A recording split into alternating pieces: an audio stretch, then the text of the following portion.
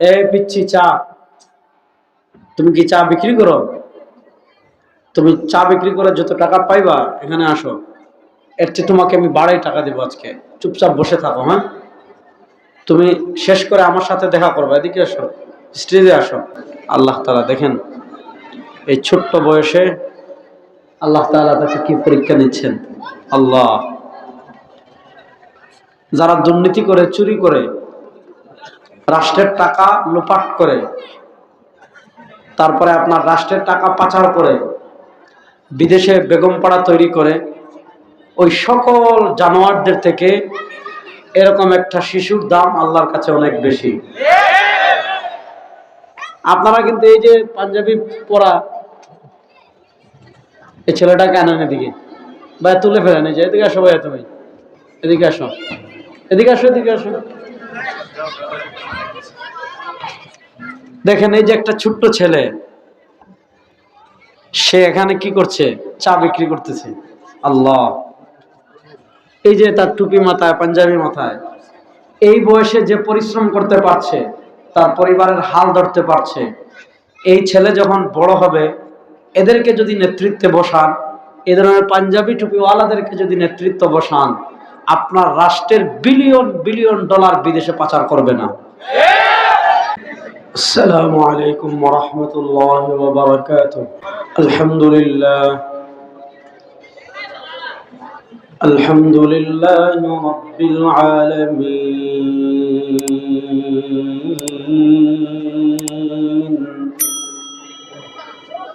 ওয়াল আকিবাতু লিল মুত্তাকিন।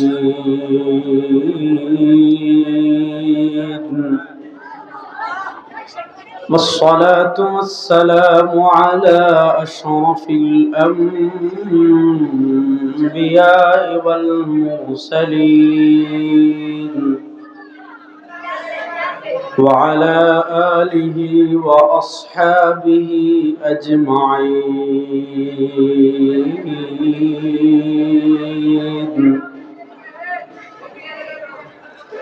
أما بعد فأعوذ بالله من الشيطان الرجيم.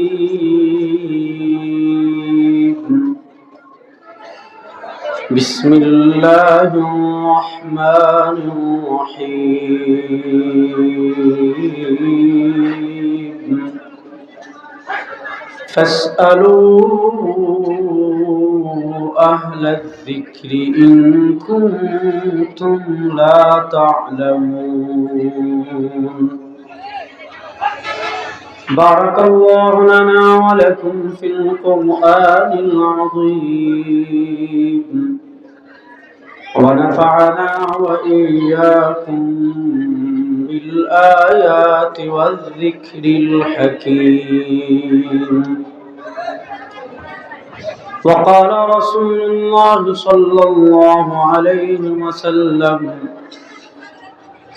تركت فيكم أمرين لن تضلوا ما تمسكتم بهما، كتاب الله وسنة رسوله، أو كما قال عليه الصلاة والسلام. আল্লাহ তাআলার লাখ কোটি শুকরিয়া আদায় করছি। আল্লাহ তাআলা আমাদেরকে অত্যন্ত দয়া করে, মায়া করে মারকাজুল হুদা ইসলামী সংস্থা ও দাসেরহাট বাজার ব্যবসায়ীদের উদ্যোগে 12 নং চরসাই চন্দ্রগঞ্জ লক্ষ্মীপুরের 2 দিন ব্যাপী 12তম ওয়াজ মাহফিলের প্রথম দিন এশার নামাজের পর আল্লাহ রাব্বুল আলামিন আমাদেরকে দুনিয়ার সকল কাজ থেকে ফারিগ করে আল্লাহ তাআলা এই জান্নাতের বাগানে আমাদেরকে আসার, বসার, কথা বলার, কথা শোনার তৌফিক দান করেছেন। আমরা সবাই একবার আল্লাহ রাব্বুল ইজ্জত ওয়াল জালালের দরবারে অন্তরের অন্তঃস্থল থেকে মন প্রাণ উজাড় করে সবাই একবার কালেমাতুশ শুকর আদায় করি, আলহামদুলিল্লাহ। এই পিচ্ছি চা, তুমি কি চা বিক্রি করো? তুমি চা বিক্রি করে যত টাকা পাইবা এখানে আসো, এর চেয়ে তোমাকে আমি বাড়াই টাকা দেবো আজকে। চুপচাপ বসে থাকো। হ্যাঁ, তুমি শেষ করে আমার সাথে দেখা করবে, এদিকে আসো, স্টেজে আসো, এখানে বসান পিছনে। আল্লাহ তাআলা দেখেন এই ছোট্ট বয়সে আল্লাহ তাআলা তাকে কি পরীক্ষা নিচ্ছেন। আল্লাহ, যারা দুর্নীতি করে, চুরি করে, রাষ্ট্রের টাকা লোপাট করে, তারপরে আপনার রাষ্ট্রের টাকা পাচার করে বিদেশে বেগম পাড়া তৈরি করে, ওই সকল জানোয়ারদের থেকে এরকম একটা শিশুর দাম আল্লাহর কাছে অনেক বেশি। আপনারা কিন্তু এই যে পাঞ্জাবি পরা এই ছেলেটাকে আনেন এদিকে, ভাই তুলে ফেলেন, এই যে এদিকে আসো ভাই, তুমি এদিকে আসো, এদিকে আসো, এদিকে আসো। দেখেন এই যে একটা ছোট্ট ছেলে, সে এখানে কি করছে? চা বিক্রি করতেছে। আল্লাহ, এই যে তার টুপি মাথায়, পাঞ্জাবি মাথায়, এই বয়সে যে পরিশ্রম করতে পারছে, তার পরিবারের হাল ধরতে পারছে, এই ছেলে যখন বড় হবে, এদেরকে যদি নেতৃত্বে বসান, এ ধরনের পাঞ্জাবি টুপিওয়ালাদেরকে যদি নেতৃত্ব বসান, আপনার রাষ্ট্রের বিলিয়ন বিলিয়ন ডলার বিদেশে পাচার করবে না। আর আপনারা যে সকল জানোয়ারদেরকে নেতৃত্বে বসান, বসো ভাইয়া, আপনারা যে সকল জানোয়ারদের নেতৃত্বে বসান, ওই সকল জানোয়ারদের থেকে রাস্তার কুত্তাও বহু ভালো। এরা রাস্তার কুকুরের চেয়ে আরো খারাপ। কেন? কারণ এই দেশের প্রতি এদের কোনো মায়া নাই, এই দেশের মাটির প্রতি এদের কোনো মায়া নাই, এদেশের মানুষের প্রতি এদের কোনো মায়া নাই। এই দেশকে তারা দুর্নীতি বারবার চ্যাম্পিয়ন করেছে, এই দেশের এমন কোনো ক্ষতি নাই তারা করে নাই। গত 15 বছর এই ফ্যাসিস্ট আমাদের দেশ থেকে যেই পরিমাণ টাকা শুধু বিদেশে চুরি করেছে, ওই টাকা দিয়ে 15টা না, প্রায় 64টা পদ্মা সেতু বানানো যাবে। চুর তো আপনাদের নেতা, আপনার তো স্মরণ করা উচিত। আমরা তো বলি চুর ডাকাতরা আমাদের নেতা না, আমরা এদেরকে নেতা মানি না। আপনি তো মিয়া সামান্য এক কাপ লাল চা খেয়ে 100 টাকার নোট পেয়ে, 1000 টাকার নোট পেয়ে সামান্য চামচামি করে এ সকল জানোয়ারদের পিছনে গিয়ে স্লোগান দিয়েছেন, অমুক ভাইয়ের চরিত্র ফুলের মতো পবিত্র। ওই সকল জানোয়ারদেরকে আমরা কখনো সমর্থন করিনি, আমাদের জান চলে যেতে পারে, ওই সকল জানোয়ারদের সাথে কখনো ছিলাম না, সামনেও থাকবো না। আল্লাহ তাআলা তাকে দীর্ঘ নেক হায়াত দান করুক, সবাই বলেন আমিন। আমি যে কথা বললাম, দেখেন যে বিষয়ে আলোচনা করতে চাইছিলাম, আলোচনা চলে যাচ্ছে আরেক দিকে। তাকে দেখে যেহেতু আরেক দিকে যাচ্ছে, হাদিস কয়েকটা বলি শুনেন।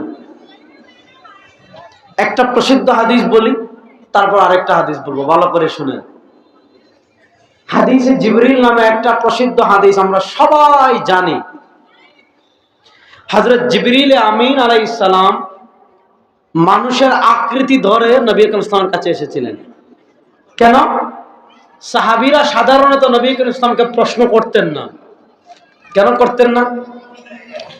এজন্য করতেন না যে তার প্রশ্নটা বাহুল্য হয়ে যায় কিনা, তার প্রশ্নটার কারণে শরীআর কোনো বিধান অবতীর্ণ হয় মুসলমানদের জন্য কষ্টের কারণ হয়ে যায় কিনা, এজন্য তারা সাহাবায়ে কেরাম রাসূলুল্লাহকে সাধারণত প্রশ্ন করতেন না।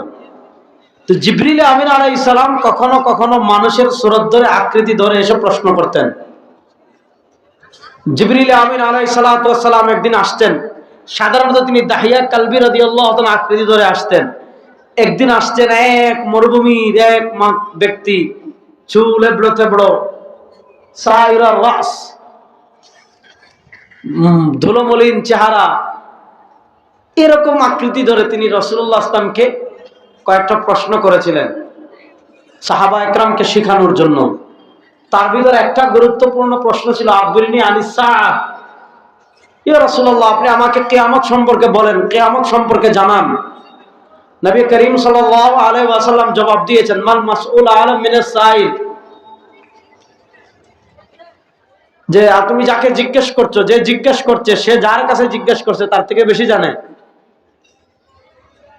জিবরিল আমিন আলাইহিস সালাম তখন প্রশ্ন করেছেন, তাহলে এক কাজ করেন, ফাখবিরনা আন ইমারাতিহা, আপনি কিয়ামতের কিছু আলামত সম্পর্কে বলেন। নবী করিম সাল্লাল্লাহু আলাইহি ওয়াসাল্লাম আলামত বলেছেন, আনতালিদাল আমাতু রাব্বাতাহা وأن ترى الحفاة العراة العالة رعاء الشاء يتطاولون في البنيان। বাপে ছাগল চড়াইতো, বাপে ভিক্ষা করতো, বাপ বাদ দেন, সে নিজে ভিক্ষা করতো, সে নিজে ট্রাক শ্রমিক ছিল, ট্রাক থেকে বালু ফেলতো, সে মাটি কাটতো, সে গরু রাখতো, সে কৃষক ছিল। কিন্তু পৃথিবীর সিস্টেমটা এমন চেঞ্জ হয়ে যাবে, একজনের চামচামি করে 1 বছরে 200 কোটি টাকার মালিক হয়ে যাবে, একজনের চামচামি করে 2 বছরে 200 কোটির মালিক হয়ে যাবে।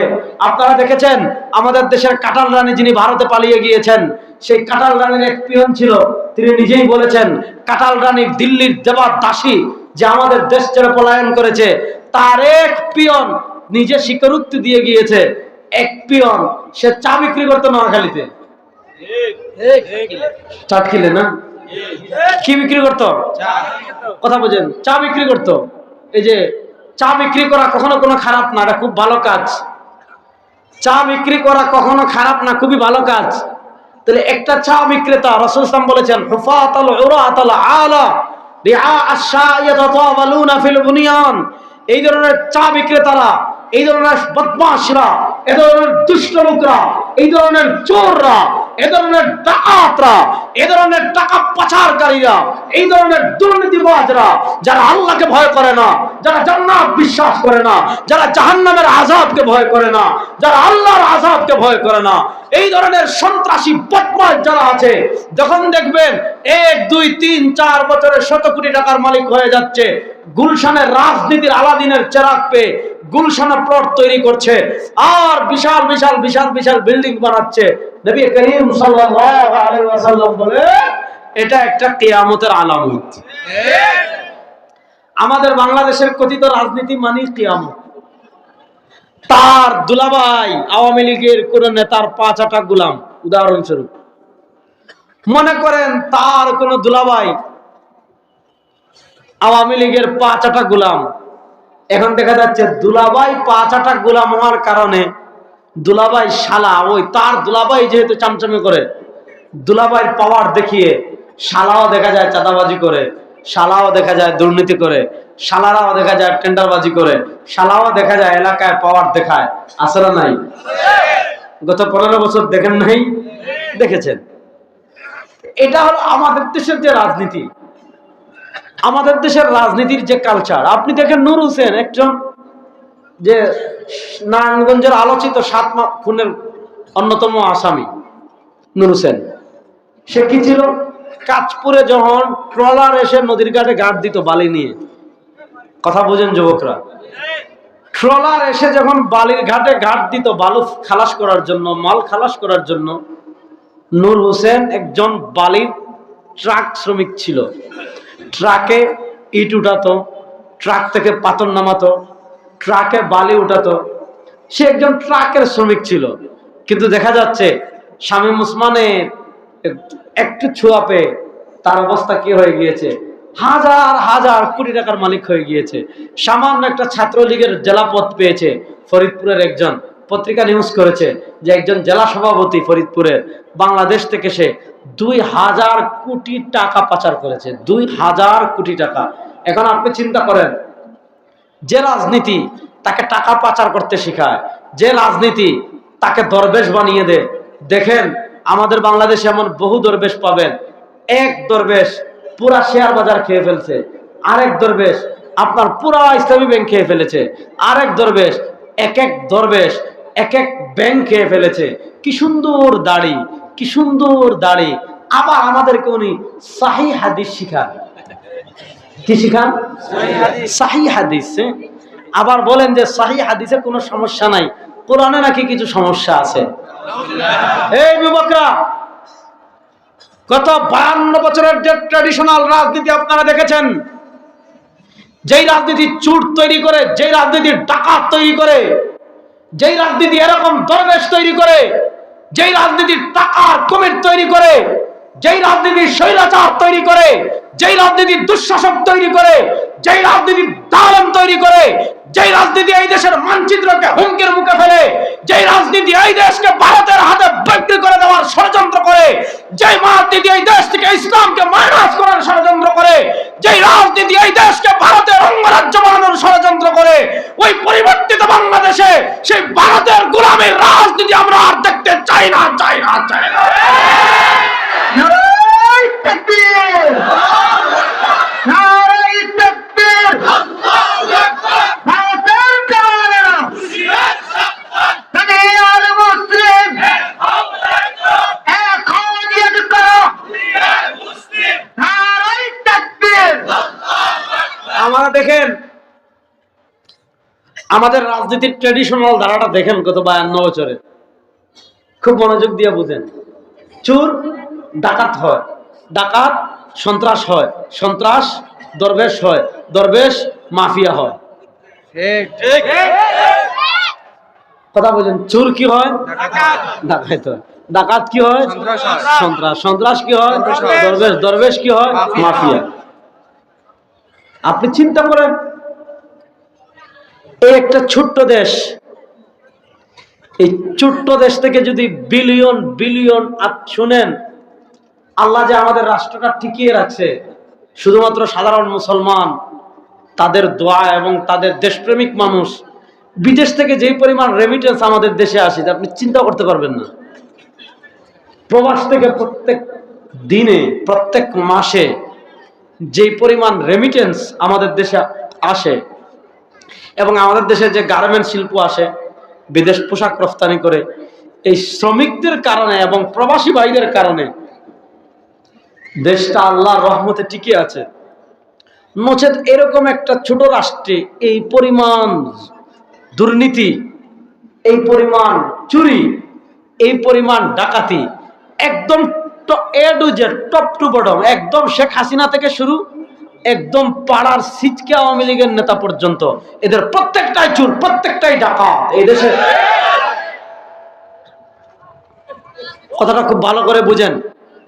তাহলে আমাদের দেশের ট্রেডিশনাল রাজনীতিটা কি? আমাদের দেশের রাজনীতি মানে কি? আমাদের আলামত মানে প্রচলিত যে দ্বারা চুরে ডাকাত বানায়, ডাকাতরে সন্ত্রাস বানায়, সন্ত্রাসরে দরবেশ বানায়, দরবেশ মানে আল্লাহর ওলি বলি নাই, মানে সালমান এফ রহমানের মতো ব্যাংক খেকো দরবেশ। আপনি চিন্তা করেন, পুরা দেশের শেয়ার বাজার, পুরা দেশের শেয়ার বাজার এক সালমান এফ রহমান খেয়ে ফেলেছে। আপনি চিন্তা করতে পারেন, এক ইসলামী ব্যাংক, কত বিশাল ইসলামী ব্যাংক, সে ইসলামী ব্যাংকে এক এসালম গ্রুপ খেয়ে ফেলেছে। এবার আচ্ছা বলেন, রাষ্ট্র যদি খেতে না দিত তারা খেতে পারত? বলে না, রাষ্ট্র যদি খেতে না দিত তারা খেতে পারত? এই যে সিস্টেমটা চলে আসছে, চুরকে ডাকাত, ডাকাতকে সন্ত্রাস, সন্ত্রাসকে দরবেশ, দরবেশে মাফিয়া, এগুলো হলো জাস্ট কিয়ামতের আলামত। রাসূলুল্লাহ 1400 বছর আগে বলে গিয়েছেন যে অবস্থা এমন চেঞ্জ হবে, ইটবাটার শ্রমিক এমন আলাদিনের চেরাগ পাবে, 2 বছরে 100 কোটি টাকার মালিক হয়ে যাবে। আপনার গার্মেন্টস শ্রমিক এমন আলাদিনের চেরাগ পাবে, 2-3 বছরে হাজার হাজার কোটি টাকার। আরে পিয়ন চা বিক্রি করে সে যদি 400 কোটি টাকার মালিক হয়, তাহলে আমাদের দেশের নৈতিকতা, আমাদের দেশের আদর্শ, আমাদের দেশ কোথায় গিয়েছে আপনি একটু চিন্তা করেন। এদেশের গুণগত পরিবর্তন হোক, আপনারা চান কি চান না? যাক, কথা যেটা বলতেছি ভালো করে বুঝেন। এই যে একটা ধারা, চুর হয় ডাকাত, ডাকাত হয় সন্ত্রাস, সন্ত্রাস হয় দরবেশ, দরবেশ হয় মাফিয়া, এই যে ধারা, এই ধারা আমাদের দেশে চলতে থাকুক, এটা আপনারা চান? এই দেশে গুণগত পরিবর্তন হোক, এটা আপনারা চান? এই গুণগত পরিবর্তন অন্তর্বর্তীকালীন সরকার, আপনারা যত সংস্কারের কথা বলেন, যত পরিবর্তনের কথা বলেন, মানুষের আইন দিয়ে গুণগত পরিবর্তন করতে পারবেন না, মানুষের বানানো আইন দিয়ে সংস্কার করতে পারবেন না। যদি প্রকৃত সংস্কার করতে চান, যদি প্রকৃত পরিবর্তন করতে চান, প্রকৃত সংস্কার এবং প্রকৃত পরিবর্তন একমাত্র করতে পারে আল কোরআন, একমাত্র করতে পারে আল কোরআন। এবার আসেন, বলছিলাম হাদিস দুটো শোনাবো, একটা শুনে যে আরেকটা শুনেন। সহিহ বুখারীতে এসেছে, নবী করিম সাল্লাল্লাহু আলাইহি ওয়াসাল্লাম বলেন, আমার উম্মতেরা শোনো, سيأتي على الناس سنوات خداعات يصدق فيها الكاذب ويكذب فيها الصادق ويؤتمن فيها الخائن ويخون فيها الأمين ويتكلم فيها الرويبضة قالوا وما الرويبضة يا رسول الله قال الرجل التافه يتكلم في أمر العامة নবী করিম সাল্লাল্লাহু আলাইহি ওয়াসাল্লাম বলেন, আমার উম্মতেরা শোনো, সায়াতি আলান নাসি সানাওয়াতুন খাদ্দাআত, আমার উম্মার উপর কিছু ধোঁকার বয়স আসবে, বছর, যে বছরগুলো ভালো হবে না, বাটপারি বছর হবে, ধোঁকার বছর হবে। খুব মনোযোগ। সায়াতি আলান নাসি সানাওয়াতুন খাদ্দাআত, অতি শীঘ্রই আমার উম্মার উপর কিছু ধোঁকার বছর আসবে। অতি শীঘ্রই আমার উম্মার উপর কিছু ধোঁকার বছর আসবে, বাটপারি বছর। বাটপারি বছর আবার কেমনে হয়? ধোঁকার বছর আবার কেমনে হয়? নবী করিম সাল্লাল্লাহু আলাইহি ওয়াসাল্লাম কারণ বর্ণনা করছেন, বাটপারি এবং ধোঁকার বছর হওয়ার কারণ হলো ইউসাদ্দাকু ফিহাল কাযিব ওয়া ইউকাযযাবু ফিহা সাদিক। পৃথিবীর নিজাম চেঞ্জ হয়ে যাবে, পৃথিবীর সিস্টেম চেঞ্জ হয়ে যাবে। ইউকাযযাবু ফিহা সাদিক ওয়া ইউসাদ্দাকু ফিহাল কাযিব, যে মিথ্যুক, মনোযোগ, যে মিথ্যুক। লক্ষ্মীপুরের মানুষ বলেন তো, মিথ্যা বলা ভালো কাজ না খারাপ কাজ? বলেন, ভালো কাজ না খারাপ কাজ? নবী করিম সাল্লাল্লাহু আলাইহি ওয়াসাল্লাম বলেন, ইউসাদ্দাকু ফিহাল কাযিব, যে মিথ্যুক। আপনি জানেন 199টা মিথ্যা বলে, ঘরে মিথ্যা বলে, সমাজে মিথ্যা বলে, সাংবাদিকদের সামনে মিথ্যা বলে, জনসভায় মিথ্যা বলে, সংসদে মিথ্যা বলে, সংবিধান সাথে রেখে মিথ্যা বলে। এরকম টাটকা মিথ্যুক যারা, তাজা মিথ্যুক যারা, সিল লাগানো মিথ্যুক যারা, আপনি জানেন যে এই লোকটা 100টা মিথ্যা বলে, 100টা 99টা মিথ্যা বলে, আপনি জানেন যে সংসদে বক্তৃতা দিচ্ছে মানে মিথ্যা কথা বলছে, শিওর। সাংবাদিকদের ব্রিফ করছে, মিথ্যা কথা বলছে, শিওর। লেকচার দিচ্ছে কোথাও, মিথ্যা কথা বলছে, শিওর। বক্তৃতা দিচ্ছে কোথাও, মিথ্যা কথা বলছে, শিওর। টক শো করছে, মিথ্যা কথা বলছে, শিওর। ওয়াজ মাহফিল এসে বক্তার আগে 8-10 মিনিট বক্তৃতা দিচ্ছে, মিথ্যা কথা বলছে, শিওর। আপনি জানেন এর 14 গোষ্ঠী মিথ্যুক, সেও মিথ্যুক, তার বাপও নেতা ছিল, সেও মিথ্যুক। মিথ্যুকের ঘরে মিথ্যুক। এমন মিথ্যুককে মানুষ সত্যবাদী মনে করবে।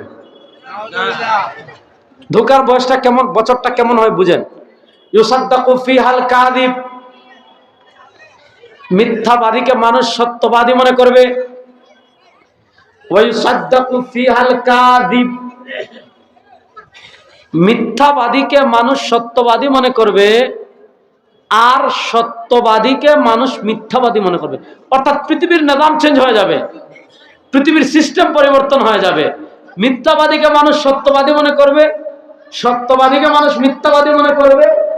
ওয়ায়ুআম্মানু ফিহাল খাইন, আপনি জানেন এটা টাকা চোর, আপনি জানেন এটা টেন্ডারবাজি করে, আপনি জানেন এটা তেল চুরি করে, আপনি জানেন গম চুরি করে, আপনি জানেন চাল চুরি করে, আপনি জানেন গরিবের হক নষ্ট করে, আপনি জানেন উন্নয়নের নামে রডের বদলে বাঁশ দেয়, আপনি জানেন টাকা চুরি করতে করতে করতে করতে 1000 টাকা বাজেট হলে 900 টাকা খেয়ে ফেলে, 1 লাখ টাকা বাজেট হলে 99,000 টাকা খেয়ে ফেলে, কখনো 1 লাখের 1 লাখ পুরাই খেয়ে ফেলে, পুরা প্রকল্প খেয়ে ফেলে। এই ধরনের খিয়ানতদার যারা, যাদের জীবনে আমানতদারিতা বলতে কিছু নাই, যাদের রাজনীতিটা গড়ে আছে তাসাররুফের উপর, যাদের জীবনটা গড়ে আছে তাসাররুফ, হস্তক্ষেপ, অন্যায় হস্তক্ষেপের উপর, যাদের কাছে কোনো টাকার হিসাব নাই, পয়সার হিসাব নাই, রাষ্ট্রের বিলিয়ন বিলিয়ন বিলিয়ন বিলিয়ন টাকা ডলার যারা চুরি করে, রাষ্ট্রের বিলিয়ন বিলিয়ন বিলিয়ন ডলার যারা ডাকাতি করে, রাষ্ট্রের বিলিয়ন বিলিয়ন ডলার যারা খেয়ানত করে, এদেরকে মানুষ মনে করবে বিশ্বস্ত। আর ওয়ায়ুখাওয়ানু ফিহাল আমিন, যারা আমানতদার, যারা বিশ্বস্ত, তাদেরকে মানুষ মনে করবে খেয়ানতদার। আজকে দেখেন আমাদের সমাজ, দেখেন আমরা কাদেরকে আমানতদার মনে করি। আপনার রাষ্ট্রের গুরুত্বপূর্ণ দায়িত্বে কাদেরকে বসাচ্ছেন? আপনার রাষ্ট্রের সম্পদ রক্ষা করার দায়িত্ব কাদেরকে দিচ্ছেন? আপনার রাষ্ট্রের রিজার্ভ হেফাজতের জন্য কাকে দায়িত্ব দিচ্ছেন? আপনার রাষ্ট্রের অর্থনীতি নিয়ন্ত্রণের হেফাজতের দায়িত্ব কাদের দিচ্ছেন? এই যে বিদেশের মানুষ, এই যে প্রবাসীরা মাথার গাম পায়ে ফেলে, মনোযোগ মনোযোগ যুবকরা ভালো করে বুঝো, এই যে প্রবাসীরা মাথার গাম পায়ে ফেলে টাকা ইনকাম করে তোমার রাষ্ট্রকে তারা টাকা দিচ্ছে, এই টাকাটা হেফাজতের জন্য তুমি কাকে দিচ্ছ? এই যে আপনি জমিনের ট্যাক্স দিচ্ছেন, জমিনের খাজানা দিচ্ছেন, এই যে আপনি মোবাইলের ট্যাক্স দিচ্ছেন, এই যে আপনি কথা বলার ট্যাক্স দিচ্ছেন, এই যে আপনি পানি খাওয়ার ট্যাক্স দিচ্ছেন, এই যে মাইক ব্যবহারের ট্যাক্স দিচ্ছেন, মোবাইল ব্যবহারের ট্যাক্স দিচ্ছেন, রাস্তায় হাঁটার ট্যাক্স দিচ্ছেন, ব্রিজের ট্যাক্স দিচ্ছেন, প্রত্যেকদিন রাষ্ট্রকে আপনি বিলিয়ন বিলিয়ন টাকা ট্যাক্স দিচ্ছেন, প্রত্যেকদিন আপনি রাষ্ট্রকে বিলিয়ন বিলিয়ন ডলার ট্যাক্স দিচ্ছেন। প্রশ্ন হলো, এই রাষ্ট্রের বিলিয়ন বিলিয়ন টাকা হেফাজতের জন্য, এই রাষ্ট্রের বিলিয়ন বিলিয়ন টাকাকে রক্ষা করার জন্য, এই রাষ্ট্রের ট্রিলিয়ন ট্রিলিয়ন বাজেট, প্রত্যেক বছর হাজার হাজার কোটি টাকা বাজেট হচ্ছে, আপনার রাস্তা নির্মাণের জন্য বাজেট হচ্ছে, এই বাজেটের আমানত হেফাজতের জন্য আপনি নেতৃত্ব দিচ্ছেন কাকে? এই রাষ্ট্রের আপনার রিজার্ভ যেটা রয়েছে বিশ্ব ব্যাংকে, সেটা হেফাজতের জন্য আপনি দায়িত্ব দিচ্ছেন কাকে? রাষ্ট্রের যে রেমিটেন্স আসে সেইটা হেফাজতের দায়িত্ব আপনি দিচ্ছেন কাকে? ব্যবসা করে আপনি যে রাষ্ট্রকে বিলিয়ন বিলিয়ন টাকা আপনি কি করছেন? দিচ্ছেন রাষ্ট্র পরিচালনার জন্য। বলেন, ওইটা হেফাজতের জন্য আপনি দায়িত্ব যাদেরকে গত 15 বছর দিয়েছিলেন, এই বাংলাদেশে 52 বছরে যারা এই রাষ্ট্র পরিচালনা করেছে, মানুষের আমানতের হেফাজতের কথার কথা ছিল, মানুষের আমানত রক্ষা করার কথা ছিল, মানুষের পানি করা টাকা, রক্ত পানি করা প্রবাসীদের টাকা, যাদেরকে হেফাজতের দায়িত্ব দিয়ে, যাদেরকে আপনারা ক্ষমতায় দিয়েছেন, গত 15 বছর যারা দেশ চালিয়েছে, এই 52 বছরে যারা বাংলাদেশ চালিয়েছে, তারা কি আমানতদার ছিল না চোর এবং ডাকাত ছিল? আপনি আমারে সুর তো বলার দরকার নাই, কিন্তু আপনার আলামত তো বুঝে যাচ্ছে। রাসূলুল্লাহ সাল্লাল্লাহু আলাইহি ওয়াসাল্লাম বলেছেন, খেয়ানতদারকে মানুষ আমানতদার মনে করবে। কেমনে? আপনি আমাদের আচরণ দেখেন, প্রত্যেকটা দিন প্রবাস থেকে টাকা আসতেছে, এই টাকা কাদেরকে দেওয়া হয়েছে গত 15 বছর? এই টাকাটা কোথায়? রিজার্ভ খেয়ে ফেলছিল। শেয়ার বাজারে দেশের ব্যবসায়ীদের হাজার হাজার বিলিয়ন টাকা ছিল, সেই টাকা যাদেরকে আমানতদার হিসেবে মনে করে দিয়েছেন, বলে এরা আমানতদার না, এদের চেয়ে বড় চোর জমিনে আর আছে? আর আসতে বলেন, এদের চেয়ে বড় চোর জমিনে আর আছে? এখন আপনি চিন্তা করেন, আপনার রাষ্ট্রে যে টাকা আছে, আপনার রাষ্ট্রের টাকা হেফাজতের জন্য আমানতদার ব্যক্তির প্রয়োজন আছে না নাই? আপনার রাষ্ট্রের রিজার্ভের হেফাজতের জন্য আমানতদার ব্যক্তির প্রয়োজন আছে না নাই?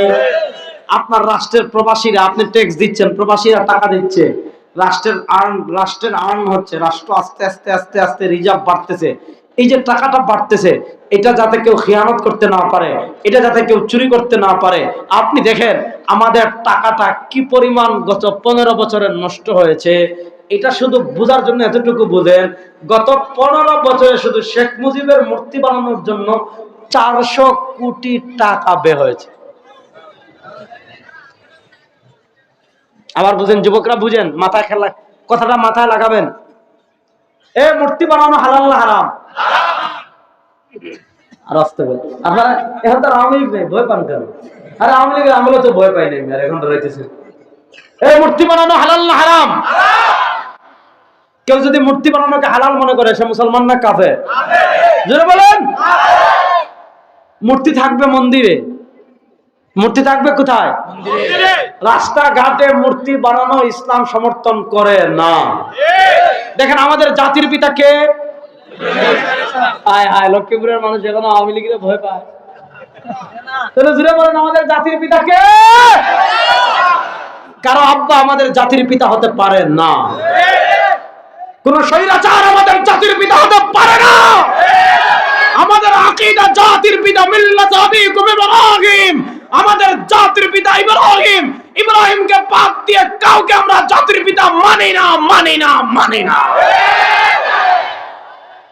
মিল্লাত আবিকুম ইব্রাহিম হুয়া সাম্মাকুমুল মুসলিমিন। আমাদের জাতির পিতা ইব্রাহিম দুনিয়াতে এসেছেন মূর্তি ভাঙ্গার মিশন নিয়ে। বলেন, আমাদের জাতির পিতা দুনিয়াতে এসেছেন মূর্তি ভাঙ্গার। আল্লাহর খেলা দেখেন, ইব্রাহিমের পিতা আজর মূর্তি বানায়। ইব্রাহিমের পিতা আজর মূর্তি ইব্রাহিম আলাইহিস সালাম আল্লাহ তার করে দিয়েছেন মূর্তি ভাঙ্গার জন্য। আরে বেটা, তোর জাতির পিতা দুনিয়াতে এসেছেন মূর্তি সংস্কৃতিকে ভেঙ্গে খান খান করে দিতে।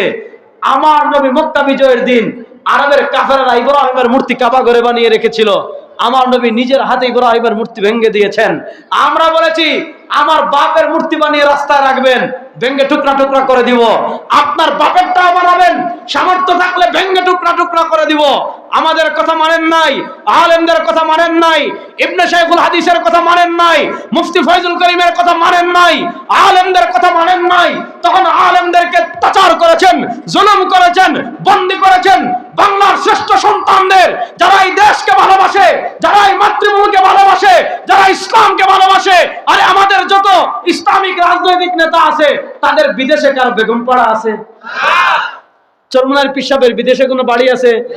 আল্লামা জুনায়েদ বাবনগরী রাহিমাহুল্লাহ, তার বিদেশ কোনো বাড়ি ছিল? মামুন সাহেবের তো মালয়েশিয়া বাড়ি একটা আছে, আছে না? এই কথা ভালো করে বুঝেন, আমাদের আলেমরা বলেছিলেন মূর্তি বানায়েন না, ক্ষমতা যাবে, মানুষ কিন্তু টেনে এইছিল মূর্তি সব নদীতে ফেলাই দিব। বলেন নাই? তখন তো ক্ষমতা ছিল। আরে ফেরাউন যখন লোহিত সাগর পারে গিয়ে দাঁড়াইছে, লোহিত সাগরের পারে, তখন তো তার চেয়ে বড় প্রভাবশালী আর কেউ নাই।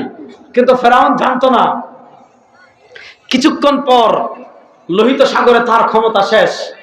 ঠিক তেমনি ভাবে 2021 থেকে নিয়ে 2024 পর্যন্ত, 2024-এর জুন পর্যন্ত যারা আলেমদেরকে বন্দী করে রেখেছিল, আলেমদের উপর অমানবিক অত্যাচার করেছিল, আলেমদেরকে জেল জুলুম দিয়েছিল, তারা জানতো না 1 মাস পরে বাংলাদেশে তাদের শ্বাস ফেলার জায়গা থাকবে না। আলেমরা বলেছিলেন যে মূর্তি বানায়েন না, মানুষ ভেঙে ফেলবে। দেখেন আল্লাহ নবী হাদিসে বলেছেন, ইত্তাকু ফিরাসাতাল মুমিন, মুমিনদের ফিরাসাত থেকে বেঁচে থাকো, অন্তর্দৃষ্টি থেকে। কেন? ফা ইন্নাহু ইয়ানজুরু বিনুরিল্লাহ, যারা খাঁটি ঈমানদার হয়, আল্লাহ তাআলা তাদের কলবকে আলোকিত করে দেন। তারা তাদের অন্তর্দৃষ্টি দিয়ে সামনের অনেক কিছু অনুভব করেন। আলেমরা 2021-এ বলেছিলেন, 22-এ বলেছিলেন, 23-এ বলেছিলেন, মূর্তি বাপের নামে বানায়েন না, নেতার নামে বানায়েন না, ক্ষমতা গেলে মূর্তি সব নদীতে পড়ে যাবে। তখন তো অন্ধ ছিলেন ক্ষমতার কারণে, কথা শোনেন নাই। 2024 সালের 5ই আগস্ট বাংলাদেশের মানুষ আপা পলায়ন করার খবর পেয়েছে 2:30টায় অথবা 2টায়। আমরা হয় একটু আগে পাইছি 1:30টায়। বাংলাদেশের মানুষ আপা পালানোর খবর পেয়েছে 1:30টায়। আসরের আগে সব মূর্তি গাঙ্গে বসাই দিচ্ছে। ইনশাআল্লাহ বলেন। তাহলে ইব্রাহিমের ছেলেরা দুনিয়াতে মূর্তি বানানোর মিশন নিয়ে এসেছে না মূর্তি ভাঙ্গার মিশন নিয়ে এসেছে? সুতরাং এই বাংলাদেশে খেলা শেষ হয়ে গিয়েছে। এখন রাস্তার মুড়ে মুড়ে আমার প্রবাসীদের গাম জ্বালানো টাকা দিয়ে, আমার রেমিটেন্স যোদ্ধাদের টাকা দিয়ে, আমাদের ট্যাক্সের টাকা দিয়ে, আমাদের পকেটের টাকা দিয়ে, এই দেশপ্রেমিক মুসলমানদের টাকায় কারো বাপের মূর্তি, কোন নেতার মূর্তি রাস্তার মুড়ে মুড়ে আমরা বানাতে দেব না ইনশাআল্লাহ। কথা ভালো করে বুঝেন। যে কথাটা বলছিলাম, ويكذب ويؤتمن فيها الخائن ويخون فيها الامين। আজকে সমাজের সবচেয়ে বড় ডাকাত যে, আপনি তাকে নিয়ে ফেসবুকে স্ট্যাটাস দেন, প্রিয় অভিভাবক, দেয় না যুবকরা? সমাজের সবচেয়ে বড় দুর্নীতিবাজ যে, হাজার হাজার কোটি কোটি টাকা আপনিও জানেন চুরি করে, আপনি তার সাথে ছবি তুলে ফেসবুকে স্ট্যাটাস দেন, প্রিয় নেতা। আছে না নাই? এরপরে নবী করিম সাল্লাল্লাহু আলাইহি ওয়াসাল্লাম বলেন, ওয়া ইয়াতাকাল্লামু ফিহা আর-রুয়াইবিদা। হাদিসটা বুঝেন, ওয়া ইয়াতাকাল্লামু ফিহা আর-রুয়াইবিদা। নবী করিম সাল্লাল্লাহু আলাইহি ওয়াসাল্লাম বলেন, রুয়াইবিদারা কথা বলবে, নেতৃত্ব দিবে। রাসূলুল্লাহ সাল্লাল্লাহু আলাইহি ওয়াসাল্লামকে সাহাবায়ে কেরাম জিজ্ঞেস করেন, ওমার রুয়াইবিদা ইয়া রাসূলুল্লাহ, রুয়াইবিদারা যে কথা বলবে, রুয়াইবিদা কারা? আল্লাহর নবী নেতৃত্ব দিবে, রুয়াইবিদা আপনি বলেন রুয়াইবিদা কারা? ওমার রুয়াইবিদা ইয়া রাসূলুল্লাহ, রুয়াইবিদা যে নেতৃত্ব দিবে, রুয়াইবিদা কারা? নবী করিম সাল্লাল্লাহু আলাইহি ওয়াসাল্লাম জবাব দিচ্ছেন, আর রাজুলুত তাফিহ, আর রাজুলুত তাফিহ ইয়াতাকাল্লামু ফি আমরিল আম্মা। কোরআন জানে না, হাদিস জানে না, দিন নাই, শরীয়ত নাই, কালেমা পড়ে না, একজনে গিয়া বলছে কি আজকে ঈদ উল ফিতরের জানাজার নামাজ। কি বলছিল? ঈদ উল ফিতরের জানাজার নামাজ। আরেকজনে বলছে আল্লাহ সাল্লাল্লাহু আলাইহি ওয়াসাল্লাম বুখারী শরীফে বলছেন, আর আরেকজনে বলতে সংসদে দাঁড়িয়ে আমি কোরআন শরীফ পড়েছি, বুখারী শরীফ পড়েছি, সিহাহ সিত্তা মিশকাত পড়েছি, গান বাজনা হারাম পাই নাই। এই ধরনের অথর্ব যারা আছে, এই ধরনের শরিয়া বিবর্তিত ফাসিক যারা আছে, এই ধরনের গোলাম, ভারতের গোলাম যারা আছে, যাদের ভিতর কোরআনের ইলম নাই, যাদের ভিতর হাদিসের ইলম নাই, যাদের মধ্যে তাকওয়া নাই, যাদের মধ্যে তাহারাত নাই, যাদের মধ্যে আল্লাহর ভয় নাই, যাদের প্রতি মানুষের প্রতি টান নাই, দয়া নাই, মায়া নাই, এই ধরনের দুর্নীতিবাদ, চোর ডাকাতরা সমাজের নেতা হয়ে যাবে। কি সুন্দর নাম, উবাইদুল কাদের। ওরে বাপ রে বাপ, নামটা সুন্দর না? উবাইদুল কাদির। ওরে আল্লাহ, নামটা সুন্দর না অসুন্দর? সুন্দর নাম। কিন্তু এদের ভিতর যদি সামান্য মানবতা থাকতো, মানুষের প্রতি সামান্য টান থাকতো, সামান্য ক্ষমতার জন্য যারা 10-15 দিনে 2000 মানুষকে খুন করতে পারে, ছাত্রদেরকে খুন করতে পারে, যুবকদেরকে খুন করতে পারে, শিশুদেরকে খুন করতে পারে, বৃদ্ধদেরকে খুন করতে পারে, এরা মানুষ না জানোয়ার? আজকে কোথায় আপনারা? এখানে আল্লামা মামুনুল হকের মুক্তি চাই লিখলে গত বছর আগে ছিঁড়ে ফেলছিলেন। আসেন এখন বাপের গরিলে আসেন। আপনাদের খেলাই বাংলাদেশে শেষ হয়ে গিয়েছে, ভারতের দালালদের খেলাই দেশে শেষ হয়ে গিয়েছে। এই দেশ এখন ইসলামপন্থী মুসলমানের বাংলাদেশ, এই দেশ এখন কালেমার বাংলাদেশ, কোরআনের বাংলাদেশ। ভারতের দালালদেরকে জুতা দিয়ে পিটিয়ে এই দেশ থেকে বের করে দেওয়া হবে ইনশাআল্লাহ। নারায়ে তাকবীর, নারায়ে তাকবীর, আল্লাহু আকবার। ভারতের দালালেরা হুঁশিয়ার সাবধান, জেগেছে জেগেছে, ভারতের দালালেরা হুঁশিয়ার সাবধান। কথা ভালো করে বুঝেন। তাকবীর। তাহলে এরকম অথর্ব মানুষ নাকি রোবট বোঝা যায় না, কথাবার্তার কোনো সিস্টেম নাই। হ্যাঁ, এরকম অথর্ব আল্লাহর ভয় নাই, জান্নাতের ভয় নাই, জান্নাতের আশা নাই, জাহান্নামের ভয় নাই, দুর্নীতিবাদ, চোর, সন্ত্রাস, লম্পট, কোটি কোটি টাকা পাচারকারী, মানুষ খুনকারী, হেসে হেসে মানুষ খুন করতে পারে, এরা যখন সমাজের নেতৃত্বে চলে আসবে, বুঝবেন কিয়ামতের আর বেশি দিন বাকি নাই। বুঝবেন কিয়ামতের আর বেশি দিন বাকি নাই। এই হলো আমাদের হালত।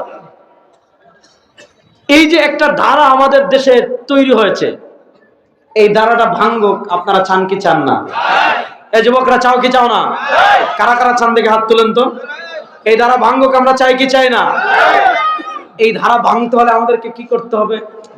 মনোযোগ দিয়ে বুঝেন। আল্লাহ তাআলা পবিত্র কোরআনে নবী করিম সাল্লাল্লাহু আলাইহি ওয়াসাল্লামকে কেন দুনিয়াতে পাঠিয়েছেন, খুব মনোযোগ দিয়ে বুঝেন। আল্লাহ তাআলা নবী করিম সাল্লাল্লাহু আলাইহি ওয়াসাল্লামকে কেন দুনিয়াতে পাঠিয়েছেন, তার পাঠানোর লক্ষ্য উদ্দেশ্য যদি বুঝেন, তাহলে একটা রাষ্ট্র শান্তি কেমন হবে, একটা রাষ্ট্র বৈষম্য মুক্ত কেমনে হবে, একটা রাষ্ট্র ইনসাফ ভিত্তিক রাষ্ট্র কেমনে হবে, একটা রাষ্ট্রের জুলুম কেমনে বন্ধ হবে, একটা রাষ্ট্রের অর্থনীতি কেমনে স্থিতিশীল হবে, সব আপনি পেয়ে যাবেন। আল্লাহ তাআলা পবিত্র কোরআনে নবী করিম সাল্লাল্লাহু আলাইহি ওয়াসাল্লামকে পৃথিবীর প্রেরণের লক্ষ্য উদ্দেশ্য অসংখ্য আয়াতে বলেছেন। আমি শুধু একটা আয়াত সম্পর্কে সামান্য টাচ করে আজকের মতো শেষ করব। আল্লাহ তাআলা পবিত্র কোরআনে বলেন, হুয়াল্লাযী আরসালা রাসূলাহু, তিনি আল্লাহ যিনি তার রাসূলকে দুনিয়াতে প্রেরণ করেছেন। হুয়াল্লাযী আরসালা রাসূলাহু বিল হুদা, তিনি আল্লাহ যিনি তার রাসূলকে প্রেরণ করেছেন হেদায়েত দিয়ে। অন্ধকার, রাতের অন্ধকার দূর করার জন্য বাতি দিয়েছেন। রাতের অন্ধকার, রাস্তা সাপ থাকতে পারে, বিচ্ছু থাকতে পারে, রাস্তা ভাঙ্গা, আপনি ধাক্কা খেতে পারেন, ব্রিজের সাথে ধাক্কা খেতে পারেন, রাস্তার পাশে খালে পড়ে যেতে পারেন। তো প্রশ্ন হলো, রাস্তার অন্ধকার দূর করার জন্য, রাতের অন্ধকার দূর করে নিরাপদে বাড়িতে পৌঁছার জন্য, রাতের অন্ধকারে আপনি সাপ থেকে বাঁচার জন্য, রাতের অন্ধকারে আপনি বিচ্ছু থেকে বাঁচার জন্য, রাতের অন্ধকারে আপনি পিস্তা খেয়ে পড়ে যাওয়ার থেকে বাঁচার জন্য, রাতের অন্ধকারে আপনি ব্রিজের সাথে ধাক্কা খাওয়া থেকে বাঁচার জন্য আপনি কি করেন? সামান্য মোবাইলের একটা টর্চ লাইট জ্বালিয়ে দেন। মোবাইলের একটা টর্চ লাইট জ্বালালে, মোবাইলের টর্চ লাইট আপনাকে সাপ থেকে বাঁচায়, মোবাইলের টর্চ লাইট আপনাকে বিচ্ছুর গায়ে পা দেওয়া থেকে বাঁচায়, সামান্য টর্চ লাইট আপনাকে গর্তে পড়ে যাওয়া থেকে বাঁচায়, সামান্য টর্চ লাইট আপনাকে খালে পড়ে যাওয়া থেকে বাঁচায়, সামান্য টর্চ লাইট আপনাকে গাছের সাথে ধাক্কা খাওয়া থেকে বাঁচায়, সামান্য টর্চ লাইট আপনাকে উঁচা নিচু জায়গায় পিছলাকে হাড্ডি ভেঙে যাওয়া থেকে বাঁচায়। তাহলে প্রশ্ন হলো, দুনিয়াতে আপনি যে পথ চলবেন, আপনার পথ চলতে নবী করিম সাল্লাল্লাহু আলাইহি ওয়াসাল্লাম নিজে হাদিসে বলেছেন, সুম্মা খাত্তা আন ইয়ামিনিহি খুতুতা ওয়া আন শিমালিহি খুতুতা ওয়া ক্বালা ফাফি রাসি কুল্লি তারিকিন শাইতান ইয়াদউ আন-নাস ইলা নারি জাহান্নাম।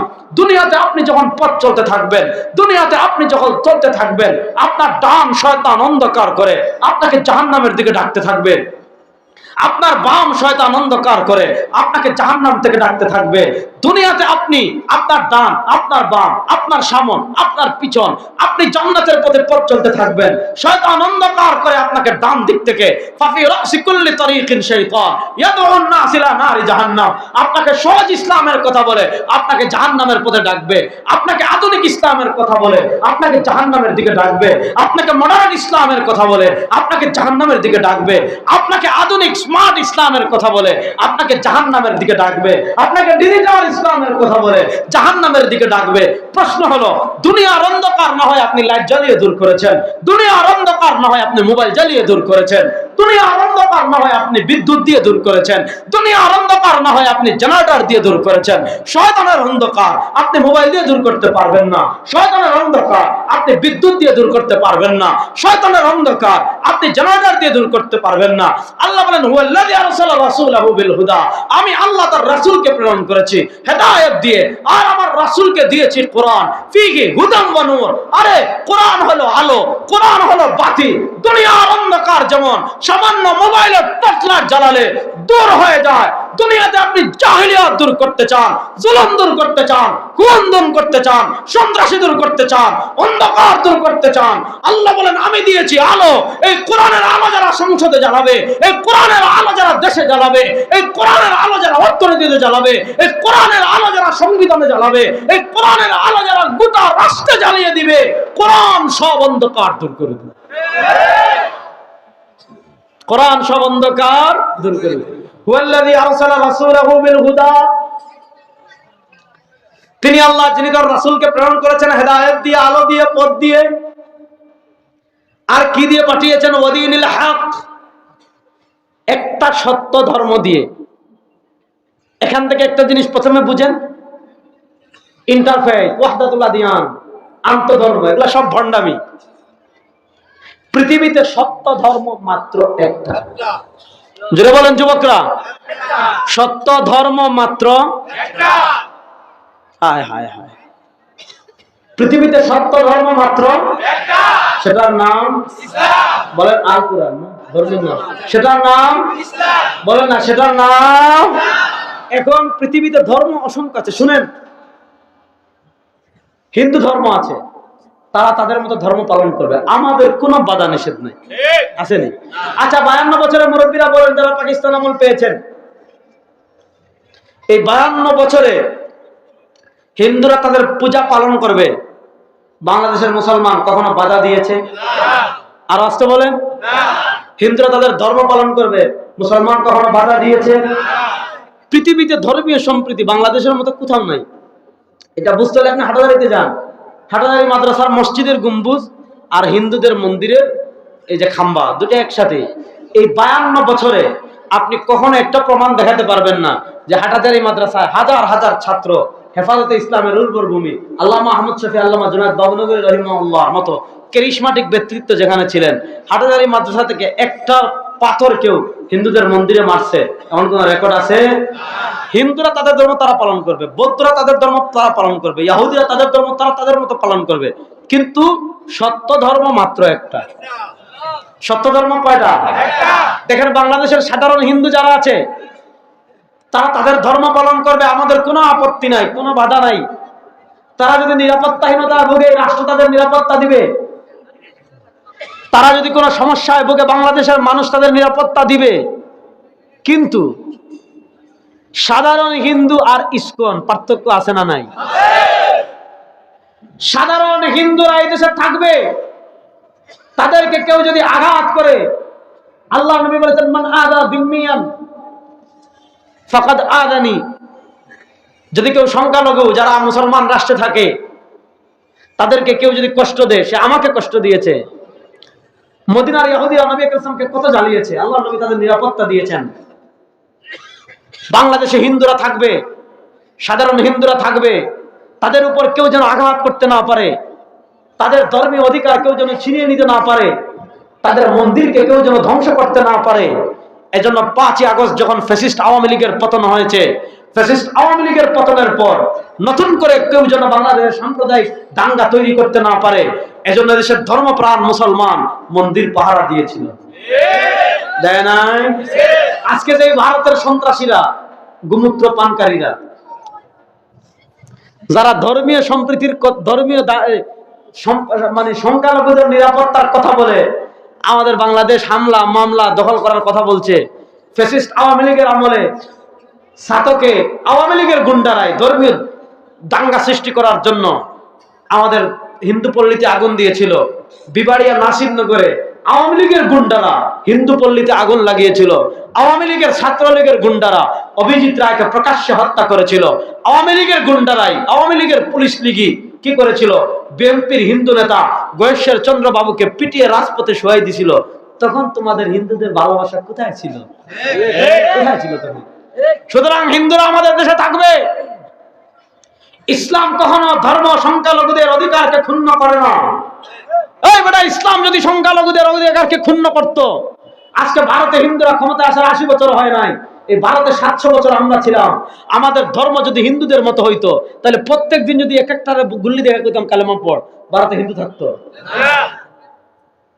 পরিষ্কার কথা, হিন্দুরা আমাদের দেশে থাকবে, তাদের সব অধিকার তারা ভোগ করবে। আমরা কখনো বাধা দেইনি, দিব না, আমাদের ধর্ম এটা অনুমোদন দেয় না। কিন্তু হিন্দুদের নাম নিয়ে ওই ভারতের দালাল উগ্র ইসকন যারা ফরিদপুরের মধুখালীতে আমার 2 জন মুসলমানকে পিটিয়ে হত্যা করেছিল, শহীদ করেছিল, যারা এই দেশকে অস্থিতিশীল করার ষড়যন্ত্র করেছে, যারা আমার ভাই আলিফকে চট্টগ্রামে প্রকাশ্যে দিবালোকে জবাই করেছে, ওই উগ্র ইসকন ভারতের দালালদেরকে এই দেশে আর আমরা দেখতে চাই না, চাই না, চাই না। এই ইসকন আমাদের হাতের ময়লা, আধা ঘন্টা হাতের ময়লা। কথা বুঝতে পারেন নাই? বাংলাদেশের মুসলমান যদি পেশাব করে সব এক জায়গায় হয়, ইসকন কই যাইব? দিল্লি। কিন্তু আমরা নিজেদের হাতে আইন তুলে নিচ্ছি না। নিজেদের হাতে আইন তুলে নেওয়াকে ইসলাম সমর্থন করে না। যারা এত বড় সাহস করেছে, কি সাহস? একজন মুসলমান আইনজীবীকে কেন খুন করেছে জানেন? এই যে চিন্ময় সে রাষ্ট্রদ্রোহী অপরাধে অপরাধ।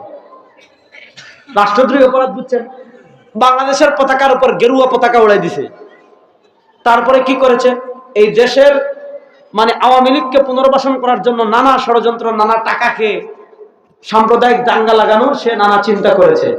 এরকম চিহ্নিত রাষ্ট্রদ্রোহীকে রাষ্ট্র গ্রেফতার করেছে। আর ভারত এখানে সংখ্যালঘুদের অধিকার ক্ষুণ্ণ করার কথা বলে আমাদের বাংলাদেশে হামলার কথা বলতেছে, দখল করার কথা বলতেছে। শুনে বাংলাদেশ দখল করতে আসবেন, এখান থেকে জিন্দা যাইতে পারবেন না একজনও পারবেন না ইনশাআল্লাহ। কারণ এই বাংলাদেশে মুসলমানরা এক একটা সিংহ, এই মুসলমান না এক একটা বাঘ। আফগানিস্তানে যেমন তালেবানরা আমেরিকাকে জয় বাংলা করে দিছে, এখানে আসবেন, এখান থেকে জয় শুরু হবে। দিল্লির লাল কেল্লায় আবার লা ইলাহা ইল্লাল্লাহ পতাকা উড়বে ইনশাআল্লাহ। সুতরাং মুসলমান, কালকে দেখলাম ওখানে এক মলম বিক্রেতা আছে ভারতে, বুঝছেন, মানে এর মাথায় মানে গোবর খাইতে খাইতে আর গরুর পেশাব খাইতে খাইতে, আমি বলছি এর চিকিৎসা গরুর পেশাব দিয়ে হবে না। ওই যে কলকাতার এক সাংবাদিক দেখেন নাই, আমি বলছি যে আমাদের বুলায় বিশাল বিশাল মহিষ পাওয়া যায়, মহিষ এক একটা প্রত্যেকদিন একবার পেশাব করলে 4-5 কেজি একসাথে মুতে, এত বিশাল বিশাল মহিষ। আমি বলছি এরে এই যে মানে কলকাতার যে মলম বিক্রেতা যেটা মাথায় গ্যাস্ট্রিক উঠছে, এই গ্যাস্ট্রিক আপনার গরুর পেশাব দিয়ে নামবে না। আমি গত পরশু ভোলায় বলে আসছি যে ভোলায় যে বিশাল বিশাল মহিষ আছে যেটা একসাথে 5-6 কেজি মুতে, এরকম 6-7 কেজি মুত সংরক্ষণ করে এর কাছে পাঠাতে হবে। ওইটা খাওয়ার পর যদি তার মাথার গ্যাস্ট্রিক নামে হয়তো নামতে পারে, মহিষের মুত খাওয়া ছাড়া তার গ্যাস্ট্রিক নামার আর কোনো সুরত নাই। সে কি বলতেছে জানেন? সে বলতেছে ফেরি নাকি তারা দখল করে ফেলবে, চট্টগ্রাম নাকি তারা দখল করে ফেলবে। হ্যাঁ শুনেন, চট্টগ্রাম দখল করে তোমার বাবার দেশ এটা দখল করবা। আপনি কলকাতা থেকে যদি দিল্লিতে যান, বুঝছেন, কলকাতা থেকে দিল্লিতে যাওয়ার সময় আপনি এরকম নাক বাইন্ধে রাখতে হবে, কারণ এরা এখনো ট্রেন লাইনের পাশে খোলা মাঠে পায়খানা করে, এই জাতি তারা। কথা বুঝতেছেন না? এবার বুঝেন, বাংলাদেশের হিন্দুরা তারাও বলছে এখানে কোনো সমস্যা নাই, কিন্তু এরপরও যদি গায়ে পড়ে বাংলাদেশের মানুষ, সারা দেশের জোয়ান বুড়া শিশু বৃদ্ধ সবাই মিলে আন্দোলন করে ফ্যাসিস্ট আওয়ামী লীগকে বিদায় করেছে। এই আওয়ামী লীগের মায়ায় যদি ভারত আমাদের দেশে ইচ্ছাকৃতভাবে চুলকাইয়া আমাদের সাথে লাগে, ইনশাআল্লাহ বাংলাদেশের 14 কোটি মুসলমান ভারতের দাঁত ভাঙ্গা জবাব দেওয়ার জন্য প্রস্তুত। ইসাবাতান মিন উম্মতি, রাসূলুল্লাহ সাল্লাল্লাহু আলাইহি ওয়াসাল্লাম বলেছেন, ইসাবাতান মিন উম্মতি আহরাজাহুমুল্লাহু মিনান নার। আমার উম্মার 2টা দল এমন আছে যে 2 দলকে আল্লাহ জাহান্নাম থেকে মুক্তি দিয়ে দিবেন। এই 2 দলে যারা নাম রেজিস্ট্রি করবে আল্লাহ জাহান্নামের রেজিস্ট্রি থেকে তাদের নাম কেটে ফেলবেন। এই 2 দলের এক দল তাকজু ফিল হিন্দি, হিন্দুস্তানে যারা যুদ্ধ করবে আল্লাহ তাআলা তাদের নাম জাহান্নামের রেজিস্টার থেকে কেটে ফেলবেন। আপনারা বাংলাদেশ নিয়ে বাড়াবাড়ি করবেন, 7 সিস্টার আমাদের হয়ে যাবে। একটা ইতিহাস আমি আপনাদেরকে দেই। 47 এটা বলে শেষ করছি। 47-এ দেশ বিভক্ত হয়েছে ধর্মকে কেন্দ্র করে। মুসলমানদের জন্য পাকিস্তান মানে পবিত্র ভূমি, আর হিন্দুদের জন্য হিন্দুস্তান। তো ধর্মের ভিত্তিতে যেহেতু মানচিত্রের বিভাজন হয়েছে, মনোযোগ, ধর্মের ভিত্তিতে যেহেতু মানচিত্রের বিভাজন হয়েছে, যুক্তি কি বলে? আসাম, উড়িষ্যা, কলকাতা এগুলো মুসলমান, মেঘালয় এগুলো মুসলমান সংখ্যাগরিষ্ঠ, এগুলো আমাদের। রেড ক্লিফ যাকে ব্রিটিশরা মানচিত্র নির্ধারণের দায়িত্ব দিয়েছিল, সে তোমার টাকা খেয়ে ওই এলাকাগুলো ভারতকে দিয়ে দিয়েছে। 47-এর স্বাধীনতা বলে বিহার, উড়িষ্যা, কলকাতা, আসাম এগুলো আমাদের, কারণ এখানে সংখ্যাগরিষ্ঠ মুসলমান। বাংলাদেশ নিয়ে বাড়াবাড়ি করবেন, ওই সব আবার আমাদের হয়ে যাবে ইনশাআল্লাহ। এ মুসলমান প্রস্তুত আছে তো ইনশাআল্লাহ? ইসলামের পতাকাকে বাংলাদেশে বুলন্দ করার জন্য প্রস্তুত আছে তো ইনশাআল্লাহ? আল্লাহর কোরআন এই দেশের সংসদে বাস্তবায়ন করার জন্য জীবনের শেষ রক্তবিন্দু পর্যন্ত মেহনত করার জন্য লক্ষ্মীপুরের মুসলমান প্রস্তুত আছে তো ইনশাআল্লাহ? এবারের বাংলাদেশ হবে কোরআনের বাংলাদেশ ইনশাআল্লাহ। এবারের বাংলাদেশ হবে ইসলামের বাংলাদেশ ইনশাআল্লাহ। আল্লাহ তাআলা যে কথা বললাম আমাদের সবাইকে আমল করার তৌফিক দান করুক, আমিন। আসসালামু আলাইকুম ওয়া রাহমাতুল্লাহ।